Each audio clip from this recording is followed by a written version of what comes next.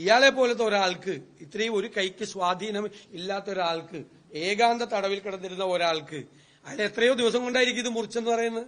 ഇയാൾക്ക് ഇത്രയും നീളത്തിലുള്ള തുണി എവിടെയാണ് ജയിലിൽ കിട്ടുന്നത്? ജയിൽ ചട്ടങ്ങളിൽ തന്നെയുണ്ട്.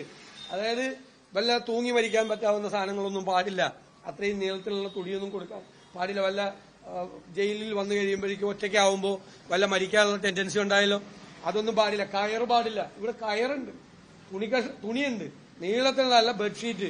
അയാളെ പൊട്ടി നിലത്ത് വീഴരുതല്ലോ. ഇയാളെ ഇറങ്ങുമ്പോൾ പൊട്ടി നിലത്ത് വീഴാതിരിക്കാൻ വേണ്ടി അത്രയും കട്ടിയുള്ള പുതപ്പ് പോലത്തെ നല്ല തുണി. സാധാരണ തുണിയൊക്കെ ആണെങ്കിൽ ചിലപ്പോൾ ഒരാളുടെ വെയിറ്റ് വന്നു കഴിഞ്ഞാൽ കീറിപ്പോലും. ഇത് അതൊക്കെ ഉറപ്പുവരുത്തിയിട്ടാണ് എല്ലാ സുരക്ഷയും, ജയിലിൽ ആടുന്ന ആളുടെ എല്ലാ സുരക്ഷയും ഉറപ്പുവരുത്തിയിട്ടുള്ള എല്ലാ മെറ്റീരിയൽസും അയാൾക്ക് അവൈലബിൾ ആയിരുന്നു. അയാൾക്ക് അവൈലബിൾ ആയിരുന്നു. എന്നിട്ടാണ് ഈ ഒരു കൈക്ക് സ്വാധീനമില്ലാത്ത ഒരാള് ഒറ്റ കൈ പിടിച്ചത് ചാടി എന്ന് പറയുന്ന അത്ഭുതം. മറ്റേ ടാർസന്റെ സിനിമയെ പോലും നമ്മൾ കണ്ടിട്ടില്ല. ടാർസൻ പോലും അങ്ങനെ ചെയ്തിട്ടില്ല. അതുപോലെ ഗോവിന്ദസ്വാമി ചാടിയത്.